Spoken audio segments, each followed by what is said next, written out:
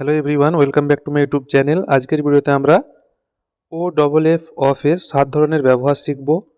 এই যে অফকে কিন্তু বিভিন্ন রকম অর্থে আমরা বাক্যে ব্যবহার করতে পারি। যেমন এখানে দেখো কতগুলি অর্থ লেখা আছে অফের, এবং এগুলিকেই কিভাবে সেন্টেন্সে ইউজ করে সেন্টেন্স তৈরি করতে হয়।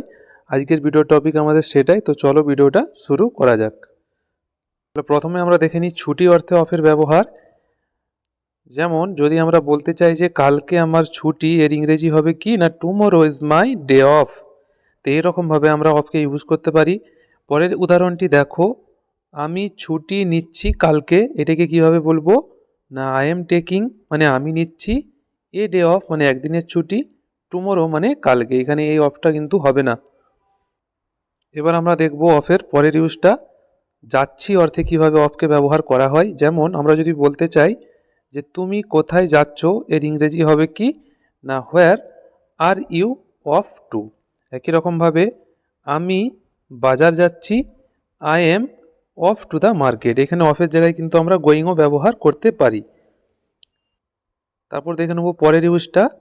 দেখো বাস, ট্রেন বা প্লেন থেকে নামা অর্থেও কিন্তু আমরা এই ও ডবল এফ অফকে ইউজ করে থাকি। যেমন আমরা যদি বলতে চাই যে বাস থেকে নেমে যাও, এর ইংরেজি হয়ে যাবে গেট অফ দ্য বাস।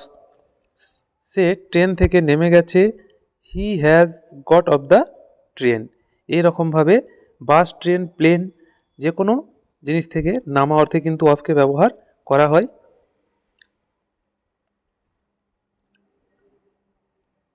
এবার আমরা দেখে নিই পরের ইউজটা। দেখো এখানে আমি লিখে রেখেছি কোনো সারফেসকে স্পর্শ না করে থাকা। মানে মানে কোনো জিনিস যখন একটি সারফেসে থাকে তখন সেই জিনিসটাকে যখন আমরা সারফেস থেকে তুলে নিই, সেই অর্থেও কিন্তু এই অফকে ব্যবহার আমরা করে থাকি। যেমন দ্য পেন্ট মানে রংটা কেম অফ দ্য ওয়াল মানে দেওয়াল থেকে ছেড়ে গেছে। তাহলে দেখো এখানে যদি এই ওয়ালটাকে আমরা একটি সারফেস হিসেবে ধরে নিই, তাহলে এই সারফেসের মধ্যে কি ছিল, পেন্ট ছিল।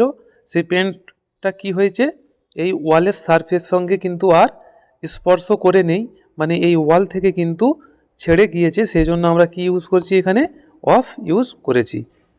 পরের উদাহরণটি দেখো, হি টুক দ্য বুক মানে সে বইটাকে নিয়েছিল, অফ দ্য টেবিল মানে টেবিল থেকে, অ্যান্ড স্টার্ট রিডিং এবং পড়া শুরু করেছিল। তাহলে দেখো এখানেও কিন্তু এই যে টেবিল মানে টেবিলের ওপর বইটা ছিল, তো টেবিলটা কি একটি সারফেস, সেই টেবিল থেকে আমি কি করেছি বুকটা নিয়ে নিয়েছি, মানে এই টেবিলের সংস্পর্শে ছিল বুকটা, সেইখান থেকে আমি নিয়ে নিয়েছি, মানে কি সেই সারফেস থেকে আমি জিনিসটাকে আলাদা করে দিয়েছি। সেই জন্য এখানে কিন্তু আমরা অফ ইউজ করেছি। তাহলে এর বাংলা মানেটা কি না সে টেবিল থেকে বইটা নিয়ে পড়া শুরু করেছিল।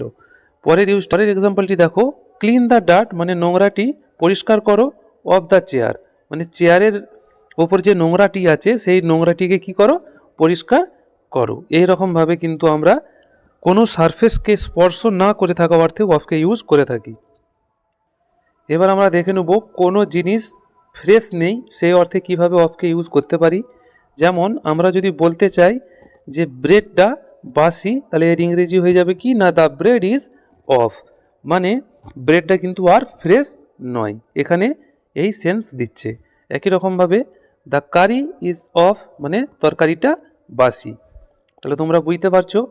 এবার আমরা দেখে নেব পরের ইউজ কি না কোনো কিছু কাছে আছে বা পাশাপাশি আছে, এই অর্থেও কিন্তু আমরা অফকে ইউজ করতে পারি। যেমন আমরা যদি বলতে চাই যে এটিএমটা ব্যাংকের কাছাকাছি, ইংরেজি হয়ে যাবে কি না the ATM is of the bank মানে ব্যাংকের কাছাকাছি।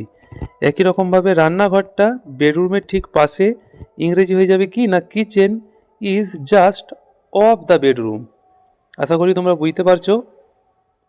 এবার আমরা দেখব কোনো জিনিস বন্ধ আছে, কাজ করছে না, সেই অর্থে অফকে কিভাবে আমরা ব্যবহার করতে পারি। যেমন লাইটস আর অফ মানে লাইটস বন্ধ আছে, মাই মোবাইল ইজ অফ মানে আমার মোবাইল বন্ধ আছে। মানে কোনো ইলেকট্রিক জিনিস বা কোনো মেশিন যদি বন্ধ থাকে সেই অর্থেও কিন্তু আমরা এই ও ডবল এফ অফ ইউজ করে থাকি। তো আজকের ভিডিওতে আমি অফের 7 ধরনের ব্যবহার নিয়ে আলোচনা করেছি। আশা করি তোমরা সমস্ত ব্যবহারগুলি খুব ভালোভাবে বুঝতে পেরেছো। যদি বুঝে থাকো চ্যানেলটিকে সাবস্ক্রাইব করো এবং ভিডিওটিকে তোমার বন্ধুদের সঙ্গে শেয়ার করো।